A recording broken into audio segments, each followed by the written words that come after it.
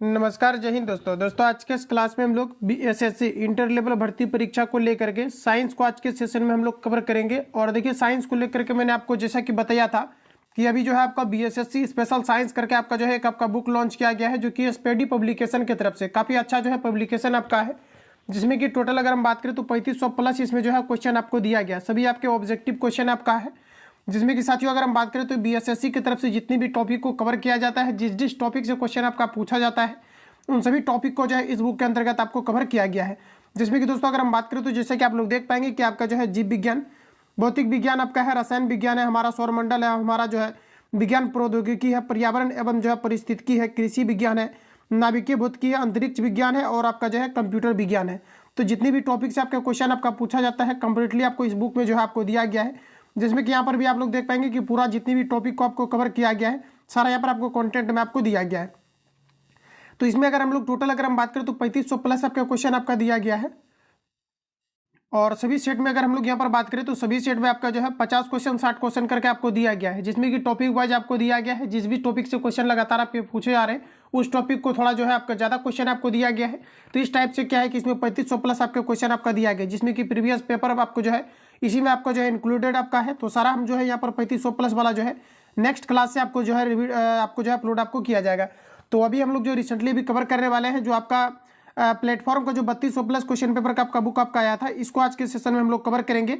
जिसमें कि साथियों आपका जो है 40 सेट आपका जो है अपलोड आपको कर दिया गया है। अगर आप नए कैंडिडेट है, सभी क्लास को अगर आपने अटेम्प्ट नहीं लिया हुआ तो प्ले लिस्ट में आप लोग जाकर के सारे क्लास को अटेम्प्ट लेंगे। तो आइए आज के सेशन को हम लोग शुरू करते हैं और चीज़ों को समझते हैं। तो साथियों आज का पहला क्वेश्चन हमारा 1 नंबर में पूछा जा रहा है, कहा जा रहा है कि परमाणु से प्राप्त ऊर्जा को डैश कहते हैं। सभी क्वेश्चन में आपको अटेम्प्ट लेना है और टोटल हम लोग 4 सेट को कवर करेंगे। तो 4 सेट में आपको 4 सेट को कवर करना है, जितने भी आप जो है। और ऐसा नहीं कि आप जो है किसी किसी सेट को अगर छोड़ देंगे तो कहीं ना कहीं फिर आपको दिक्कत होगा। कोई भी बुक अगर लॉन्च होता है तो इसमें 4 से 5 सेट तक लगाते हैं अभ्यर्थी, उसके बाद सारा जो है छोड़ देते हैं। तो कोई भी बुक को अगर आप लोग जो है लगा रहे हैं तो उसको कंप्लीटली आपको लगाना है, जब तक कि पूरा आपको एंड नहीं हो जाता है तब तक, तभी आपके जो है स्कोर में आपको बेहतर आपको परफॉर्मेंस आपको देखने को मिलेगा। ऐसा नहीं कि आप 1-2 सेट लगाएंगे इससे आपका स्कोर बढ़ जाएगा। तो देखिए साथियों कहा जा रहा है, हमारा पहला क्वेश्चन में कहा जा रहा है कि जो है परमाणुओं से प्राप्त ऊर्जा को डैश कहते हैं। तो देखिए परमाणुओं से प्राप्त ऊर्जा को हम लोग कहते हैं नाभिकीय ऊर्जा। ऑप्शन आपका सी करेक्ट हो जाएगा। यहाँ से आप सभी लोगों को याद रखना है कि जो परमाणु रिएक्टर में यूरेनियम का प्रयोग किया जाता है, इसमें कौन से यूरेनियम का किया जाता है, तो यूरेनियम आपका जो है 235 का आपका प्रयोग किया जाता है। इसके अलावा अगर हम बात करें कि नाभिकीय ऊर्जा के जो है स्रोत क्या क्या हो सकते हैं, तो देखिए नाभिकीय ऊर्जा के 2 स्रोत होते हैं, नाभिकीय विखंडन और नाभिकीय जो है संलयन होते हैं। नाभिकीय विखंडन की अभिक्रिया कहाँ पर हमें देखने को मिलता है, तो परमाणु जो बम होते हैं वो अगर फटते हैं तो उसमें नाभिकीय विखंडन के जो है वो सिद्धांत पर आधारित होते हैं और नाभिकीय विखंडन के सिद्धांत के अकॉर्डिंग जो है वर्क करते हैं। इसके अलावा नाभिकीय संलयन अभिक्रिया की अगर हम बात करें तो सूर्य में जो ऊर्जा होता है ये नाभिकीय संलयन अभिक्रिया के कारण से होता है। साथ ही जो हाइड्रोजन बम होते हैं ये आपके जो है जो आपके नाभिकीय संलयन अभिक्रिया पर आपके आधारित होते हैं। तो इतने फैक्ट को आप लोग याद रखेंगे। अब हम लोग बात कर लेते हैं कि जो नाभिकीय संलयन होता है इसमें कौन कौन से गैस आपके होते हैं, तो इसमें हाइड्रोजन और आपके जो हीलियम होते हैं। इतने पॉइंट को याद रखेंगे जो प्रीवियस पेपर में आपका कवर किया है। अगला क्वेश्चन है साथियों, नेक्स्ट हमारा यहाँ पर आपको पूछा जा रहा है कि आधुनिक आवर्त सारणी में डैश उपधातुएं हैं। तो देखिए आधुनिक आवर्त सारणी की अगर हम बात करें तो टोटल उपधातु की अगर बात किया जाए तो ये आपका राइट आंसर हो जाएगा 7। देखिए किसी भी एटम के बाह्यतम कक्षा में अगर आपके 4 इलेक्ट्रॉन्स आ रहे हैं तो ये सभी आपको उपधातु के अंतर्गत आता है। और यहाँ पर अगर हम बात करें कि कौन कौन से आपके उपधातु होते हैं तो ध्यान रखेंगे आप सभी लोग कि boron, silicon, germanium, arsenic, antimony, टेलेरियम और आपके पोलोनियम जो होते हैं ये सभी आपके उपधातु के अंतर्गत आते हैं। तो राइट आंसर आपका ए हो जाएगा, ध्यान रखेंगे। इसके अलावा अगर हम बात करें कि जो आपके सौर सेल को बनाने के लिए जो प्रयोग किया जाता है, किस प्रकार के जो है धातु का किया जाता है, तो साथ ही याद रखेंगे इसमें अर्धचालक का प्रयोग किया जाता है। किस प्रकार के चालक का अगर पूछा जाता है तो इसमें आपके अर्धचालक का किया जाता है, जैसे जर्मेनियम या फिर आपके जो है सिलिकॉन आपके होंगे। तो राइट आंसर आपका ए हो जाएगा, ध्यान रखेंगे। अगला क्वेश्चन है साथियों, कहा जा रहा है कि ऑक्जेलिक एसिड का एक प्राकृतिक स्रोत क्या है।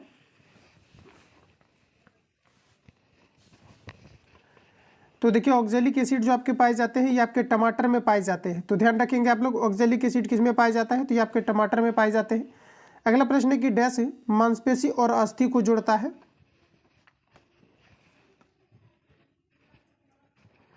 तो राइट आंसर हो जाएगा आपका टेंडन। देखिए टेंडन जो है अस्थि और क्या करते हैं, मांसपेशी को जोड़ने का काम करती है। अगला क्वेश्चन है साथियों, उत्प्लावन बल का परिमाण तरल के डैश पर निर्भर करता है। तो देखिए उत्प्लावन बल की अगर हम बात करें साथियों, तो ये आपके जो है घनत्व पर डिपेंड करता है। ऑप्शन डी राइट हो जाएगा। अगला प्रश्न हमारा कि 1 किलोवाट घंटा बराबर वाट। तो देखिए 1 किलोवाट बराबर कितना होगा ये आपको नंबर बताना है। देखिए साथियों अगर हम बात करें तो 1 किलोवाट बराबर जो होता है ये आपके जो है 100 वाट के बराबर होते हैं। सॉरी, 1 किलोवाट की अगर हम बात करें तो ये जो आपके होते हैं 1000 वाट के बराबर होता है। वही अगर हम बात करें कि जो आपके 1 किलोवाट घंटा होते हैं ये किसके बराबर होता है, तो 3.6 × 10⁻6 जूल के बराबर होता है। ये प्रीवियस पेपर के एग्जाम में मैंने आपको कवर कराया है, तो आप लोग इसको ध्यान रखेंगे। हो सकता है आगे आपको मिलेगा भी, क्योंकि इसमें प्रीवियस पेपर आपका जो है इंक्लूडेड है 3200 प्लस वाला में आपका। तो साथ ही याद रखेंगे आप लोग कि 1 किलोवाट बराबर आपका जो होता है 1000 वाट के बराबर होता है। जबकि हम लोग 1 किलोवाट घंटा की अगर हम बात करें तो 3.6 × 10⁻6 जूल के बराबर होता है। तो इसको नोट डाउन करेंगे आप लोग। अगला क्वेश्चन हमारा नेक्स्ट देखिए पूछा जा रहा है। प्रश्न में यहाँ पर आपको कहा जा रहा है कि निम्नलिखित में से कौन सा संवहनी तंत्र के बारे में सच नहीं है। तो देखिए ऑप्शन ए में यहाँ पर आपको दिया गया है कि रक्त सफेद या लाल संवहनी उत्तक है, तो बिल्कुल आपका करेक्ट कहा जा रहा है। ऑप्शन अगर बी की बात करें तो कहा जा रहा है कि संवहनी तंत्र शरीर का वजन लगभग 7 से 8% बनाता है, ये भी आपका राइट है। नेक्स्ट में कहा जा रहा है कि एक व्यक्ति में जो है एक वयस्क व्यक्ति में लगभग 6.8 लीटर रक्त होता है। तो ये देखिए आप नहीं बोल सकते हैं कि वयस्क व्यक्ति की अगर साथियों हम लोग बात करें तो लगभग जो है आपके 5 से 6 लीटर जो है आपके रक्त पाए जाते हैं। कहीं कहीं पर रेयर केस में आपको दिया रहता है कि 6 से 7 लीटर पाए जाते हैं। तो इन दोनों जो आपका ऑप्शन आपका रहता है ये दोनों आपके करेक्ट होते हैं। लेकिन एग्जैक्ट आप ये नहीं बोल सकते हैं कि व्यक्ति के जो है बॉडी में आपका 6.8 लीटर जो है रक्त पाया जाता है, तो ऐसा कोई जरूरी नहीं है। इसलिए राइट आंसर आपका सी करेक्ट हो जाएगा, जो कि आपको गलत कहा जा रहा है। आरबीसी की अगर हम बात करें तो पूछा जा रहा है कि आरबीसी का जीवन काल 115 से 120 दिन होता है, तो ये भी चीज़ें आपका करेक्ट दिया गया है। वही दोस्तों अगर हम डब्ल्यूबीसी की बात करें कि जीवन काल कितना होता है, तो 2 से आपके 4 दिन होता है। तो इतने फैक्ट का ध्यान रखेंगे। अगला प्रश्न हमारा नेक्स्ट में पूछा जा रहा है, कहा जा रहा है कि अभिक्रिया के संबंध में निम्नलिखित कथनों में से कौन सा कथन गलत है, ये आपको हमारा बताना है। तो दोस्तों यहाँ पर आपको दिया गया, एक में दिया गया है कि कार्बन डाइऑक्साइड का उपचयन हो रहा है। तो आप सभी लोग बताएंगे क्या कार्बन डाइऑक्साइड का उपचयन हो रहा है क्या? तो नहीं, बिल्कुल नहीं हो रहा है आपका, क्योंकि ऑक्सीजन आपका जुड़ करके जो है एक क्या है कि आपका जो है कार्बन डाइऑक्साइड को प्रोड्यूस कर रहा है। तो यहाँ पर आपको दिया गया उपचयन हो रहा है, तो ये चीज़ आपको जो है गलत दिया गया है। तो इस प्रकार से राइट आंसर आपका ए हो जाएगा। सेकंड ऑप्शन की अगर हम साथियों बात करें तो कहा जा रहा है कि लेड अपचयन होता जा रहा है। तो आप सभी लोग बताएंगे कि लेड जो कहा जा रहा है कि अपचयन होते जा रहा है, क्या लेड अपचयन हो रहा है? बिल्कुल नहीं, ये आपको उपचयित हो जा रहा है। तो ये भी चीज़ें आपका गलत कहा जा रहा है। अगर हम लोग थर्ड ऑप्शन की बात करें तो कहा जा रहा है कि कार्बन का उपचयन हो गया। तो देखिए साथियों कार्बन का कहा जा रहा है कि उपचयन हो गया, तो बिल्कुल आपका हो गया। देख पाएंगे कार्बन आपका जो है प्रोड्यूस हो रहा है। इसके अलावा अगर हम बात करें कि लेड ऑक्साइड का अपचयन हो गया, तो लेड ऑक्साइड का अपचयन हो गया, क्योंकि ऑक्सीजन यहाँ से आपका हट गया तो अपचयन हो गया, अपचयित आपका हो गया। जिस प्रकार से आपके क्या होता है कि परमाणु जो भट्टी होते हैं आपके, यानी कि जो आपके लोहा निकालने को लेकर के जो आपका वात्या भट्टी को बनाया जाता है, उसमें भी आपने देखा होगा कि लोहा क्या होते हैं, अपचयित हो जाते हैं। क्योंकि लोहा जब आपका बन करके आता है तो ये आपका FeO के फॉर्म में रहता है, और इसको जब अपचयित किया जाता है तो आपका Fe बन जाता है। तो इस प्रकार से अगर हम लोग बात करें तो राइट आंसर यहाँ पर आपका हो जाएगा 1 और आपके 2 जो है आपका करेक्ट दिया गया है, यानी कि आपके गलत दिए गए हैं, बाकी 2 स्टेटमेंट आपको जो है राइट दिया गया है। अगला क्वेश्चन है साथियों नेक्स्ट हमारा पूछा जा रहा है, कहा जा रहा है कि पानी के सापेक्ष आणविक द्रव्यमान की गणना करें। तो देखिए आपको यहाँ पर H2O का पूछा जा रहा है। तो H की अगर हम बात करें तो परमाणु द्रव्यमान आपका 2 हो जाएगा, और ऑक्सीजन की अगर हम बात करें तो इसका एटॉमिक नंबर 8 होता है। 8 को 2 से मल्टीपल करेंगे तो 8 दूना आपका कितना हो जाएगा 16। इस प्रकार से इसको ऐड करेंगे तो आपका 18 यूनिट हो जाएगा। तो राइट आंसर यहाँ पर आपका जो है सी राइट हो जाएगा। अगला क्वेश्चन है साथियों नेक्स्ट हमारा पूछा जा रहा है, 1 बिलियन में पानी की 320 ग्राम मात्रा में सामान्य नमक की मात्रा 33 ग्राम है। द्रव्यमान प्रतिशत द्वारा द्रव्यमान के संदर्भ में बिलियन की सांद्रता की गणना कीजिए। तो यानी कहने का मतलब है कि आपको जो है द्रव्यमान संदर्भ में जो है आपको बिलियन की गणना करना है, यानी कि आपका 33% को आपको 33 ग्राम को जो है परसेंट में आपको लेकर के आना है कि जो आपका टोटल जो बिलियन है इसमें आपका जो है नमक की सांद्रता कितनी है। तो देखिए 33 आपका ऊपर रहेगा 320, और अगर जो है हम 33 को अगर ऐड करेंगे तो ये आपका कितना हो जाएगा 300 आपका 53 हो जाएगा। परसेंटेज के लिए 100 से गुना करेंगे, राइट आंसर इसका आ जाएगा। इसको देखिए कैलकुलेट करने के बाद इसका 9.35% आपका आ जाएगा। तो इसको आप लोग सॉल्व करेंगे। अगला प्रश्न साथियों कहा जा रहा है कि निम्नलिखित में से कौन मैग्नीशियम क्लोराइड में विलय है। तो देखिए मैग्नीशियम क्लोराइड में अगर हम लोग विलय की अगर हम बात करें तो ये जो आपको यहाँ पर जल दिया गया है, ये आपके जल जो होंगे मैग्नीशियम क्लोराइड में आपके जो है विलय होंगे। तो इस प्रकार से राइट आंसर यहाँ पर आपका डी करेक्ट हो जाएगा। आगे बढ़ते हैं। अगला प्रश्न हमारा नेक्स्ट यहाँ पर आपको देखिए पूछा जा रहा है, कहा जा रहा है कि द्विखंडन द्वारा डैश प्रजनन होता है। तो बताएंगे आप लोग राइट आंसर यहाँ पर आपका क्या हो जाएगा। साथियों अगर द्विखंडन की अगर हम बात करें तो अमीबा जो होते हैं ये आपके द्विखंडन के द्वारा प्रजनन करते हैं।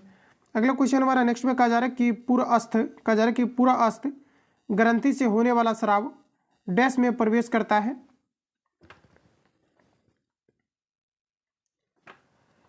तो देखिए यहाँ पर आपका राइट आंसर हो जाएगा ये मूत्र मार्ग में प्रवेश करता है। अगला प्रश्न हमारा कि किसी वस्तु पर लगाया गया बल 200 न्यूटन है और इसका द्रव्यमान 100 केजी है, वस्तु का त्वरण ज्ञात करना है। तो देखिए इसको हम लोग कैलकुलेट करते हैं। तो देखिए आपका फॉर्मूला होता है एफ बराबर आपका एम ए, इसका फॉर्मूला होता है। एफ की अगर हम बात करें तो यहाँ पर आपको दिया गया है 200 न्यूटन, एम यहाँ पर आपको दिया गया 100 और ए हमें निकालना है। तो देखिए इसको कैंसिल आउट करेंगे, 2 बार में आपका कट जाएगा, यानी ए बराबर आपका 2 निकल करके आएगा। अब देखिए एक्सेलरेशन यानी जो आपके त्वरण होते हैं इसका एसआई मात्रा का आपका होता है मीटर पर सेकेंड स्क्वायर। तो इस प्रकार से राइट आंसर आपका ये करेक्ट हो जाएगा। अगला क्वेश्चन है साथियों नेक्स्ट हमारा पूछा जा रहा है एक सोलर सेल किससे बना होता है। तो जैसा कि अभी जस्ट मैंने आपको रिवील कराया कि सोलर सेल जो आपके होते हैं ये आपके सिलिकॉन के बने होते हैं, यानी अर्धचालक के बने होते हैं। 25 डिग्री सेल्सियस पर विभिन्न माध्यमों में ध्वनि की चाल के बारे में निम्नलिखित में से कौन से कथन सत्य या औसत है, ये आपको पर पूछा जा रहा है। देखिए सभी ऑप्शन आपके सामने दिए गए हैं। तो दोस्तों यहाँ पर आपको दिया गया है कि ऑक्सीजन गैस में ध्वनि की चाल 316 किलोमीटर पर सेकेंड होती है, जो कि गलत कहा जा रहा है। और इसके बाद आपको दिया गया है कि जल यानी आशुद्ध जल में ध्वनि की चाल 1498 किलोमीटर पर सेकेंड होती है, जो कि आपको गलत दिया गया है। तो इस प्रकार से राइट आंसर यहाँ पर आपका डी करेक्ट हो जाएगा। ना तो आपका ए सही होगा और ना ही तो आपके बी सही होंगे। अगला प्रश्न में हमारा कहा जा रहा है कि विस्थापन की परिवर्तन दर को डैश कहा जाता है।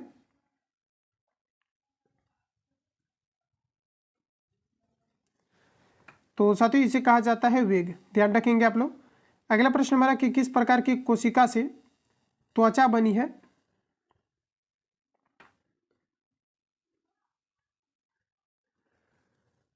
तो आपका राइट आंसर हो जाएगा अधिचर्म कोशिकाएं। अगला क्वेश्चन है कि आधुनिक अपवर्त सारणी के बाईं ओर स्थित एकमात्र गैर धातु कौन सी है। तो साथियों गैर धातु की अगर हम लोग बात करें तो राइट आंसर आपका यहाँ पर हो जाएगा हाइड्रोजन, जिन्हें कि भविष्य का ईंधन और आवारा तत्व की जो है संज्ञा दी गई है। तो राइट आंसर आपका डी करेक्ट हो जाएगा, ध्यान रखेंगे। भविष्य का ईंधन किसे कहा जाता है, तो ये आपके हाइड्रोजन को कहा जाता है, ध्यान रखेंगे। अगला क्वेश्चन है साथियों कहा जा रहा है कि निम्नलिखित में से किस तत्व का इलेक्ट्रॉनिक विन्यास 283 है।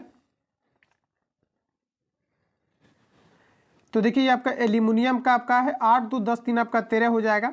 तो इस प्रकार से राइट आंसर आपका जो है आपका बी हो जाएगा। अगला क्वेश्चन है कि प्रतिदिन 8 घंटे के लिए 750 वाट इलेक्ट्रिक इस्त्री का उपयोग किया जाता है, तो इस्त्री द्वारा एक दिन में खपत ऊर्जा कितनी होगी, ये आपको पर पूछा रहे। इस प्रकार के प्रश्न में मैंने आपको बताया था कि जो भी चीज़ें आपको दिया जाता है इन सभी को आपको सिंपली गुना करके 1000 से हमें जो है भाग देना रहता है। तो सिंपली आप लोग यहाँ पर जो है 1000 से भाग देंगे, इसका राइट आंसर आपका निकल करके आ जाएगा।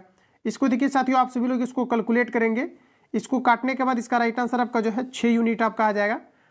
अगला प्रश्न हमारा नेक्स्ट देखिए पूछा जा रहा है, कहा जा रहा है कि एक इलेक्ट्रिक हीटर के टर्मिनलों के बीच विभवांतर 60 वोल्ट है जब यह स्रोत यानी 4 एम्पियर की धारा प्राप्त करता है। यदि विभवांतर बढ़कर कहा जा रहा है कि यदि विभवांतर बढ़कर 127.5 वोल्ट हो जाता है तो हीटर द्वारा प्राप्त की जाने वाली धारा क्या होगी, ये आपको हमारा बताना है। देखिए इसको हम लोग सॉल्व करते हैं। हालांकि इस प्रकार के प्रश्न मैंने जो है पिछले सेट में भी आपको जो है रिवील कराया हुआ है। तो इसका देखिए फॉर्मूला आप सभी लोगों को याद रखना है, V1 बटे आपका I1 और बराबर आपका जो है V2 बटे आपका जो है I2 होता है। इस पर रख करके इसको सॉल्व करेंगे आप लोग, I1 का आपका जो है वैल्यू आपका निकल करके आ जाएगा। तो साथ ही इसको जैसे ही आप लोग सॉल्व करेंगे इसका जो राइट आंसर आपका निकल करके आएगा 8.5 आएगा। तो इसको आप लोग जो है सॉल्व करेंगे, ऑप्शन यहाँ पर आपको डी में दिया गया है, तो ऑप्शन आपका डी यहाँ पर आपका राइट हो जाएगा। आगे बढ़ते हैं। अगला प्रश्न साथियों नेक्स्ट हमारा पूछा जा रहा है कि आधुनिक प्रश्न में आपको कहा जा रहा है कि आधुनिक आवर्त सारणी के किस वर्ग में पूर्ण आवरण वाले संयोजी इलेक्ट्रॉन और रासायनिक रूप से औकिक तत्व होते हैं। मोस्ट इंपोर्टेंट क्वेश्चन है, रिपीटेड है, आपका ध्यान रखेंगे। जो आपके साथियों जो आपकी आवर्त 18 है, ध्यान रखेंगे आप लोग कि आवर्त जो 18 है आवर्त सारणी के, इसमें टोटली अगर देखा जाए तो औकिक गैस को रखा गया है। जैसे एग्जांपल के लिए अगर हम बात करें तो टोटल जो है आपके 6 आपके औकिक गैस है, helium, neon, argon, krypton, xenon, radon, जिन्हें कि आपके जो है 18 में आपका रखा गया है।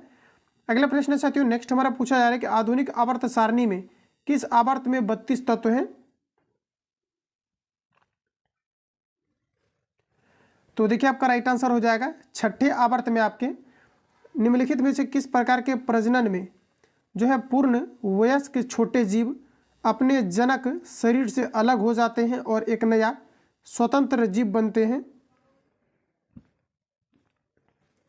तो देखिए आपका राइट आंसर हो जाएगा मुकुलन। मुकुलन एक प्रकार का अलैंगिक जनन है जो कि आमतौर पर जो है हाइड्रा या फिर ईस्ट में जो है ये हमें देखने को मिलता है। तो ऑप्शन बी राइट हो जाएगा। अगला प्रश्न साथियों नेक्स्ट कहा जा रहा है कि प्रकाश वर्ष द्वारा किसे मापा जाता है। तो देखिए दोस्तों प्रकाश वर्ष की अगर हम बात करें तो दो खगोलीय पिंडों के बीच की दूरी प्रकाश वर्ष में मापा जाता है। और ध्यान रखेंगे आप लोग कि एक प्रकाश वर्ष बराबर जो आपका होता है 9.46 इंटू 10⁻15 मीटर के बराबर होता है। तो ऑप्शन आपका यहाँ पर जो है बी राइट हो जाएगा। इसके अलावा मैंने आपको बताया था कि एक पारसेक बराबर भी आपसे जो है पूछा जाता है। एक पारसेक बराबर अगर हम बात करें तो आप सभी लोगों को ध्यान रखना है कि आपका 3.26 आपके जो है वर्ष होते हैं एक पारसेक बराबर। तो प्रश्न में पूछा जाता है कि दो पिंडों के बीच की जो दूरी मापने के लिए सबसे बड़ी इकाई होती है ये क्या होता है, तो ये आपका पारसेक होता है, ध्यान रखेंगे। अगला प्रश्न हमारा 5 ओम प्रतिरोध वाली तार को दोगुना कर दिया जाता है तो तार के नए प्रतिरोध क्या होंगे ये आपको नंबर बताना है।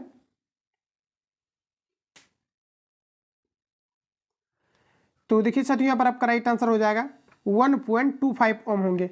अगला प्रश्न है कि हाइड्रा, स्टारफिश, प्लेनेरिया निम्न में से किस प्रक्रिया द्वारा उत्पन्न होते हैं। तो साथियों ये सभी जो है आपके पुनर्जनन होते हैं, राइट आंसर आपका डी हो जाएगा। अगला प्रश्न हमारा नेक्स्ट में कहा जा रहा है कि निम्न में से क्या आर्किमिडीज के सिद्धांत पर आधारित नहीं है। तो देखिए ऑडियोमीटर यहाँ पर आपका राइट आंसर हो जाएगा। निम्नलिखित में से किस युग्म की एसआई इकाइयां समान है। कार्य तथा यहाँ पर आपका ऊर्जा राइट आंसर हो जाएगा। इन दोनों की एसआई मात्रा की अगर हम बात करें तो इन दोनों का एसआई मात्रा का आपके जूल होता है। अगला प्रश्न साथियों कहा जा रहा है कि 12 kg द्रव्यमान की एक वस्तु भूमि से एक निश्चित ऊंचाई पर है। यदि वस्तु की स्थितिज ऊर्जा 480 जूल है जो वस्तु की भूमि से ऊंचाई द्वारा कहा जा रहा है कि ऊंचाई ज्ञात करें। तो देखिए प्रश्न में आपको यहाँ पर क्या कहा जा रहा है, प्रश्न में साथियों कहा जा रहा है कि 12 kg द्रव्यमान की एक वस्तु भूमि से एक निश्चित ऊंचाई पर है। यदि वस्तु की स्थितिज ऊर्जा 480 जूल है जो वस्तु की ऊंचाई कहा जा रहा है कि जो वस्तु की भूमि से ऊंचाई ज्ञात करें, दिया है यहाँ पर आपको। तो देखिए क्वेश्चन का लैंग्वेज जो है ये सटीक तरीका से आपका जो है फिट नहीं है, इसलिए पढ़ने में एरर हो रहा था। तो यहाँ पर देखिए इसको हम लोग सॉल्व करते हैं। यानी यहाँ पर आपको पूछा जा रहा है कि जो वस्तु की ऊंचाई है ये क्या है पृथ्वी से, ये आपको पर पूछा जा रहा है। तो देखिए यानी आपको पूछा जा रहा है कि जो आपके पोटेंशियल एनर्जी होते हैं इसका फॉर्मूला आपको लगा करके यहाँ पर आपको निकालना है। तो mgh होगा। पोटेंशियल एनर्जी यहाँ पर आपको दिया गया, स्थितिज ऊर्जा दिया गया है 480। m की अगर हम बात करें तो यहाँ पर आपको 12 दिया गया है। g का वैल्यू यहाँ पर आपको 10 रखना है और h का मान निकालना है। कैलकुलेट करेंगे h इसका निकल करके आ जाएगा। इसका जो h निकल करके आएगा ये आपका यहाँ पर आ जाएगा 4 मीटर। तो राइट आंसर आपका यहाँ पर सी करेक्ट हो जाएगा। अगला क्वेश्चन है नेक्स्ट साथियों कहा जा रहा है कि 15 डिग्री सेल्सियस के भिन्न माध्यम में ध्वनि की चाल के बारे में निम्नलिखित में से कौन से कथन सही या गलत है ये आपको नंबर बताना है।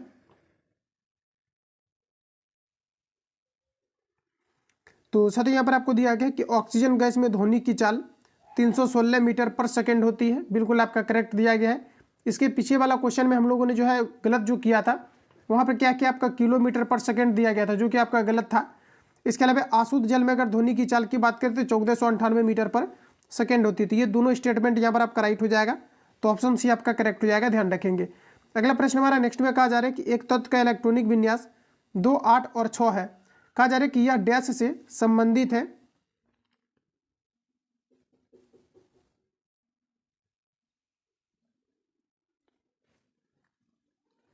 तो देखिए साथ याद रखेंगे आप लोग कि जैसे कि यहाँ पर देख पाएंगे कि आपका 3 टोटल आपके जो है कक्षा बना हुआ है। तो ये तीसरे आवर्त से आपका संबंधित होगा और इसमें अगर हम समूह की बात करें तो ये आपके जो है 16वें समूह के अंतर्गत आ जाएगा। तो इस प्रकार से राइट आंसर आपका यहाँ पर डी करेक्ट हो जाएगा। आगे बढ़ते हैं, अगला प्रश्न साथियों नेक्स्ट हमारा यहाँ पर आपको पूछा जा रहा है, कहा जा रहा है कि हमारे शरीर की हड्डियों में कौन से ऊतक पाए जाते हैं।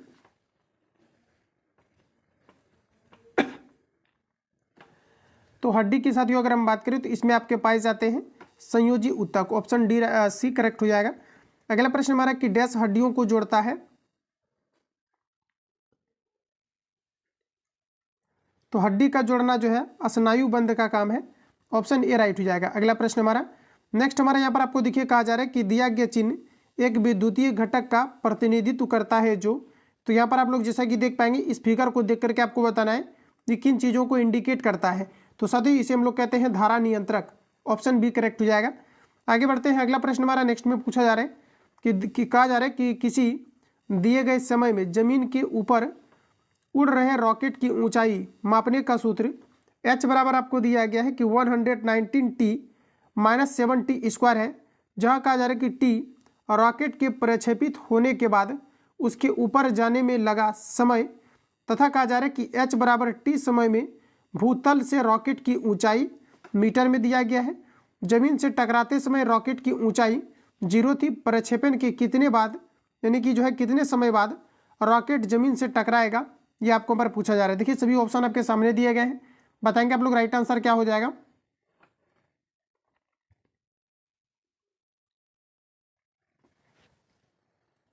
तो साथियों आपको सिंपली जो है आपको यहाँ पर क्या करना है, इसको आपको सॉल्व करना है।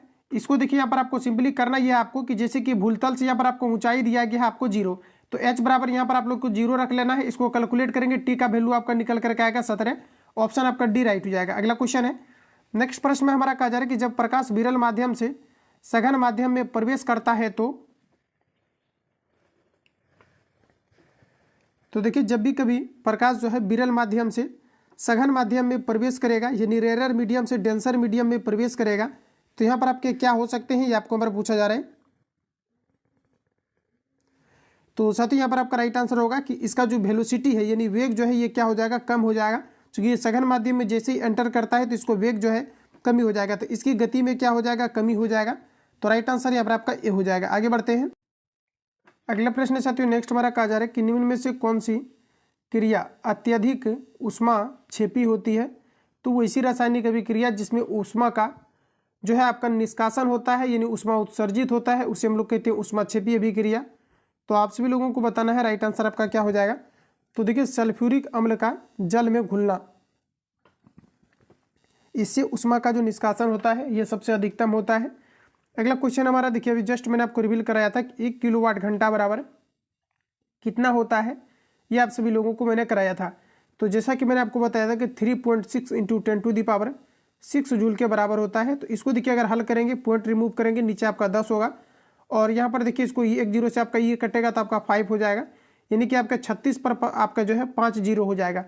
तो 36 पर 5 0 देखिए ऑप्शन यहाँ पर आपको बी में दिया गया है, तो राइट आंसर आपका बी करेक्ट हो जाएगा। और ऐसे अगर डायरेक्टली आपको पूछा जाता है कि 1 किलोवाट घंटा बराबर कितना होता है, तो ये आपका 3.6 × 10⁻⁶ आपके 6 जूल के जो है बराबर होते हैं। तो याद रखेंगे आप लोग। अगला प्रश्न साथियों नेक्स्ट हमारा पूछा जा रहा है कि जी की एसआई इकाई कहा जा रहा है कि त्वरण की एसआई इकाई के बराबर होती है जो कि। तो देखिए जी की अगर हम बात करें तो इसका मान होता है 9.8 मीटर पर सेकेंड स्क्वायर। और वही दोस्तों अगर हम लोग ए की बात करें जो एक्सेलरेशन आपका होता है, त्वरण होता है, इसका भी यूनिट आपका होता है मीटर पर सेकेंड स्क्वायर। तो मीटर पर सेकेंड स्क्वायर की अगर हम बात करें तो ऑप्शन यहाँ पर आपको ए में दिया गया है। अगला क्वेश्चन है साथियों नेक्स्ट हमारा यहाँ पर आपको पूछा जा रहा है, कहा जा रहा है कि परिसंचरण तंत्र के बारे में निम्न में से कौन सा विकल्प सही नहीं है, ये आपको हमारा बताना है। तो देखिए ऑप्शन आपका डी राइट हो जाएगा कि केवल रक्त ही श्वेत प्रवाही संयोजी ऊतक होता है, तो ये आपका गलत दिया गया है। ऑप्शन डी आपका राइट हो जाएगा। आगे बढ़ते हैं, अगला प्रश्न हमारा नेक्स्ट देखिए 21 नंबर पूछा जा रहा है, कहा जा रहा है कि 1 बिलियन में पानी की 320 ग्राम मात्रा में सामान्य नमक की मात्रा 31 ग्राम है। द्रव्यमान प्रतिशत द्वारा द्रव्यमान के संदर्भ में बिलियन की सांद्रता की प्रतिशत की गणना करना है। तो देखिए आपको सिंपली आपको जो है किसका निकालना है, तो बिलियन के संदर्भ में जो है नमक की मात्रा का जो है द्रव्यमान प्रतिशत निकालना है। तो ऑल ओवर पूरे में से आपको निकालना है तो 320, और आपके 31 से कितना हो जाएगा आपका 351 हो जाएगा। और परसेंटेज के लिए 100 से गुना करेंगे, ये आपका बन जाएगा। तो न्यूमेरिकल जो भी आपका है ये सभी आपको सेट पैटर्न पर जितने भी दिया गया अच्छी तरीके से आप लोग इसको प्रिपेयर रखेंगे। न्यूमेरिकल 1-2 क्वेश्चन आपके आएंगे। तो इस प्रकार से राइट आंसर यहाँ पर आपका जो है बी करेक्ट हो जाएगा। अगला क्वेश्चन है साथियों, कहा जा रहा है कि बड़े परमाणुओं वाले तत्वों से बंधे बंद डैश होते हैं।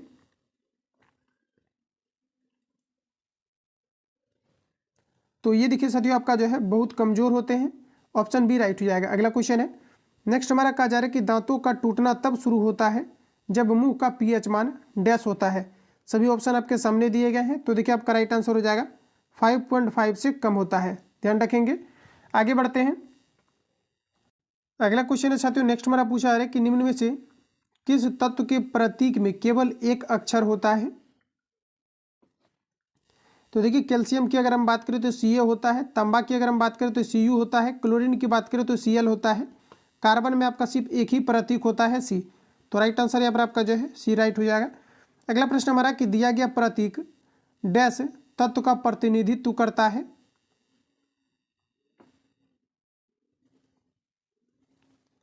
तो ये देखिए साथियों आपका हाइड्रोजन का करता है, जिसके बाह्यतम कक्षा में आपके सिर्फ एक इलेक्ट्रॉन्स होते हैं। तो राइट आंसर आपका ए हो जाएगा। आगे बढ़ते हैं। अगला क्वेश्चन है दोस्तों, नेक्स्ट हमारा पूछा आ रहा है कि सोडियम कार्बोनेट का रासायनिक सूत्र है। देखिए सोडियम कार्बोनेट की अगर हम बात करें तो ये आपके जो है Na2CO3 होता है, जिसे हम लोग क्या कहते हैं, सोडियम कार्बोनेट कहते हैं। इसके अलावा साथियों आप लोग याद रखेंगे सोडियम कार्बोनेट के अलावा आपसे पूछा जाता है बेकिंग सोडा, यानी सोडियम जो हाइड्रो ऑक्साइड होते हैं इसका सूत्र क्या होता है। तो सोडियम बेकिंग सोडा फिर आपका दूसरा चीज हो गया। देखिए सोडियम हाइड्रोक्साइड की सबसे पहले हम लोग बात करें तो NaOH आपका होता है सोडियम हाइड्रोक्साइड। इसके अलावा अगर हम बात करें कि सोडियम जो बाइकार्बोनेट होता है, याद रखेंगे आप लोग सोडियम बाइकार्बोनेट की बात करें तो Na2HCO3 होता है, जिसे हम लोग सोडियम बाइकार्बोनेट कहते हैं। इसके अलावा देखिए आपका धोवन सोडा जो होता है ये आपका होता है Na2CO3 10H2O आपका होता है, जिसे हम लोग कहते हैं धोवन सोडा। तो इतने फैक्ट को आप लोग ध्यान रखेंगे। कैल्शियम कार्बोनेट की अगर हम बात करें तो CaCO आपका 3 होता है। अगला क्वेश्चन हमारा नेक्स्ट यहाँ पर आपको देखिए पूछा जा रहा है कि मेंडलीव की आवर्त सारणी डैश के दौरान एक जर्मन पत्रिका का जा रहा है कि पत्रिका में प्रकाशित हुई थी। देखिए प्रश्न को आप लोग रिपीट करेंगे। कहा जा रहा है कि मेंडलीव की आवर्त सारणी में डैश के दौरान एक जर्मन पत्रिका में प्रकाशित हुई थी। तो देखिए साथियों राइट आंसर आपका हो जाएगा 1871 में हुआ था। अगला क्वेश्चन है कि एक विशेष घर में 5 दिनों में 100 इकाई की खपत होती है, यानी 100 इकाई की खपत होती है। यदि ऊर्जा को जूल में परिवर्तित किया जाए तो यह कितना होगी, ये आपको पर पूछा जा रहा है। देखिए ऊर्जा को जूल में परिवर्तित करके आपको बताना है। तो देखिए 5 दिनों के बारे में आपको बताना है कि 5 दिनों में कहा जा रहा है कि जो है 100 इकाई की खपत होती है। तो इस 100 इकाई को जूल में आपको सिंपली कन्वर्ट करना है। तो देखिए जूल में कन्वर्ट करने के लिए हम लोग जो है 100 को सिंपली गुना करेंगे 3.6 इंटू 10⁶ जूल से। तो राइट आंसर इसका आपका यहाँ पर निकल करके आ जाएगा। अगला क्वेश्चन हमारा नेक्स्ट देखिए पूछा जा रहा है, कहा जा रहा है कि योनि की डैश और जाती है।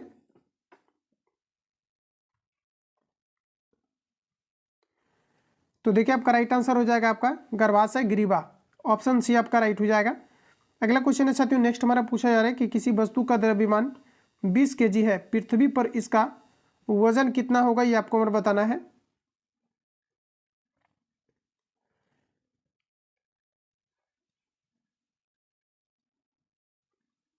तो देखिए ध्यान रखेंगे आप लोग, वजन आपको पूछा जा रहा है। द्रव्यमान अगर पूछा जाता है कि पृथ्वी या फिर चंद्रमा पर इसका द्रव्यमान कितना होगा, तो द्रव्यमान जो होते हैं आपके कांस्टेंट होते हैं, ये आपका चेंज नहीं होता है, लेकिन आपको वजन पूछा जा रहा है। तो वजन के संदर्भ में अगर हम लोग बात करें तो देखिए W बराबर आपका होता है, फॉर्मूला आपका होता है mg। तो देखिए यहाँ पर आपका m कितना दिया गया, आपका 20 दिया गया है। और g की साथियों अगर हम बात करें तो लगभग आप इसको 10 के करीब लेंगे तो आपका कितना हो जाएगा 200 आपका। और देखिए यहाँ से अब आपको क्या है कि वजन का जो यूनिट आपका होता है ये क्या होता है, ये आपको पता होना चाहिए। तो ये आपका होता है न्यूटन। तो राइट आंसर यहाँ पर आपका जो है बी करेक्ट हो जाएगा, ध्यान रखेंगे। अगला प्रश्न हमारा नेक्स्ट में पूछा जा रहा है, मंदता की अंतर्राष्ट्रीय SI इकाई है।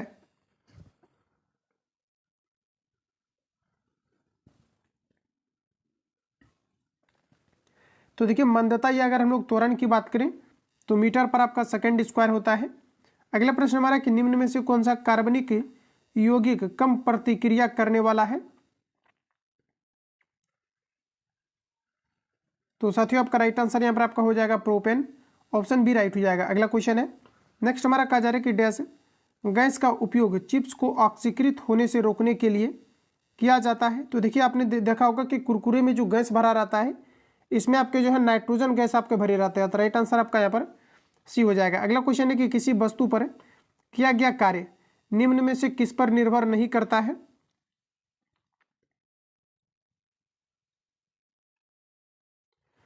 तो ये देखिए आपके कभी भी वस्तु के द्रव्यमान पर डिपेंड नहीं करता है, क्योंकि द्रव्यमान जो है कांस्टेंट राशि होता है। तो करेक्ट आंसर आपका बी हो जाएगा। अगला प्रश्न हमारा कहा जा रहा है कि भविष्य में रेडियो, टेलीफोन, टेलीग्राफ और टेलीविजन तक के विकास की नींव किसने रखी? तो देखिए आपका राइट आंसर हो जाएगा हेनरिक रुडोल्फ हर्ज, ऑप्शन ए राइट हो जाएगा। अगला प्रश्न हमारा कहा जा रहा है कि निम्नलिखित में से कौन सा कथन सही है, ये आपको बताना है। सभी स्टेटमेंट को आप लोग पढ़ेंगे। तो यहां पर देखिए साथियों आपको कहा जा रहा है, प्रश्न में आपको कहा जा रहा है कि निम्नलिखित में से कौन सा कथन जो है सही नहीं है, सही है, ये आपको हमारा बताना है। देखिए सभी ऑप्शन को पढ़ेंगे। तो यहाँ पर अगर हम लोग बात करें तो यहाँ पर आपको दिया गया है कि जो है ठोस कार्बन डाइऑक्साइड को सूखी बर्फ के रूप में जाना जाता है। तो ये देखिए आपका यहाँ पर जो है राइट कहा जा रहा है। इसके अलावा अगर हम लोग बात करें तो यहाँ पर आपको दिया गया है कि ठोस कार्बन डाइऑक्साइड सीधे तरल रूप में बदल जाती है। तो ये चीज़ें आपका देखिए यहाँ पर आपका गलत कहा जा रहा है। इसके अलावा अगर हम बात करें तो ठोस कार्बन डाइऑक्साइड जो होते हैं सीधे तौर पर गैस के रूप में बदल जाती है। तो ये दोनों स्टेटमेंट आपका सही दिया गया, यानी कि 1 और 3 आपका सही है, दूसरा आपका गलत है। तो 1, 3 आपका सही होगा, दूसरा गलत होगा। तो इस प्रकार से ऑप्शन यहाँ पर आपको डी में दिया गया है। आगे बढ़ते हैं। अगला प्रश्न हमारा नेक्स्ट में कहा जा रहा है कि निम्न में से किसकी कोई इकाई नहीं है? तो देखिए आवर्धन का कोई इकाई नहीं होता है, क्योंकि ये रेशियो के फॉर्मेट में होता है, और रेशियो के फॉर्म में जो भी आपके होते हैं इसका कोई यूनिट नहीं होता, ये यूनिट लेस क्वांटिटी के अंतर्गत आते हैं। अगला प्रश्न हमारा कि निम्न में से किस वैज्ञानिक ने यह दिखाया कि द्रव्य को ऊर्जा में और ऊर्जा को द्रव्य में हस्तांतरित किया जा सकता है?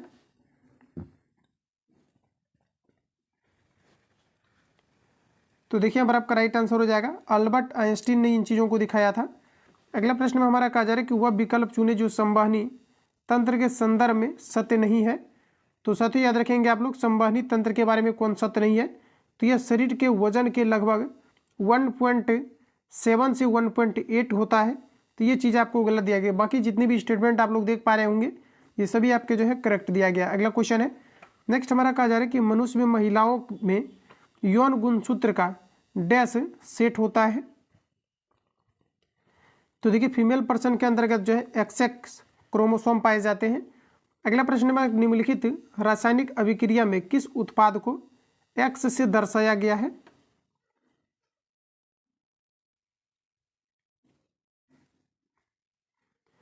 तो साथियों जब भी कभी जो है कैल्शियम कार्बोनेट आपका टूटता है तो ये जो है आपका कैल्शियम ऑक्साइड और कार्बन डाइऑक्साइड बनता है। तो X में जो है आपका कार्बन डाइऑक्साइड हो जाएगा, ऑप्शन सी आपका राइट हो जाएगा। आगे बढ़ते हैं। अगला प्रश्न हमारा कहा जा रहा है कि एक तत्व 2882 इलेक्ट्रॉनिक समाकृति के साथ आवर्त में रखा गया है। आधुनिक आवर्त सारणी में यह डैश है। बताएंगे आप लोग राइट आंसर आपका क्या हो जाएगा। यानी यहाँ पर आपको पूछा जा रहा है कि ये जो है आधुनिक आवर्त सारणी के किस आवर्त में रखा गया है, ये आपको ऊपर पूछा जा रहा है। इसमें अगर टोटल अगर हम बात करें तो 4 आपका सेल है, तो इसे चौथे आवर्त में रखा गया है। राइट आंसर आपका डी हो जाएगा। अगला क्वेश्चन है, कहा जा रहा है कि डैश जल मिश्रित HCl के साथ प्रतिक्रिया नहीं करता।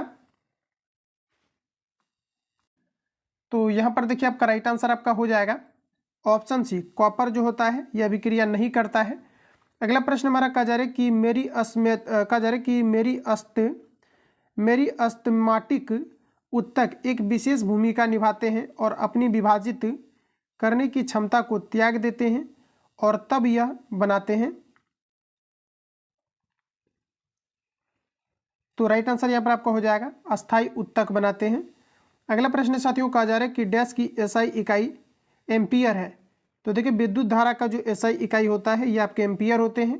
डैश में पतली कोशिका भित्ति के साथ अपेक्षाकृत गैर विशिष्ट कोशिकाएं होती है। तो ये आपका राइट आंसर हो जाएगा पेरेनकाइमा, ऑप्शन बी राइट हो जाएगा। अगला प्रश्न हमारा नेक्स्ट में यहाँ पर आपको कहा जा रहा है, प्रश्न में आपको कहा जा रहा है कि जो है आपका ओम का नियम डैश और डैश के बीच संबंध का वर्णन करता है। तो ये देखिए आपका विद्युत धारा और विभवांतर के बीच के जो है संबंध को ये व्याख्या करता है, यानी भी डायरेक्टली प्रोपोर्शनल आपके आई होते हैं। तो राइट आंसर आपका डी करेक्ट हो जाएगा। तो साथियों जितनी भी क्वेश्चन आपके दिया गया था इस सेट में कंप्लीटली मैंने आपको जो है 4 सेट आपको रिवील कर दिया हुआ है। इसके बाद जो आपके स्पेडी पब्लिकेशन की तरफ से बुक आपका लॉन्च हुआ है, इसको आपको नेक्स्ट क्लास में आपको अपलोड किया जाएगा। बाकी जो लोग चैनल पर पहली बार विजिट किया है चैनल को सब्सक्राइब करके बेल आइकन को प्रेस कर लेना, क्योंकि जब भी क्लास अपलोड हो तो आप तक नोटिफिकेशन पहुंचते रहे। मिलते हैं नेक्स्ट वीडियो, तब तक के लिए जय हिंद, बेस्ट ऑफ लक।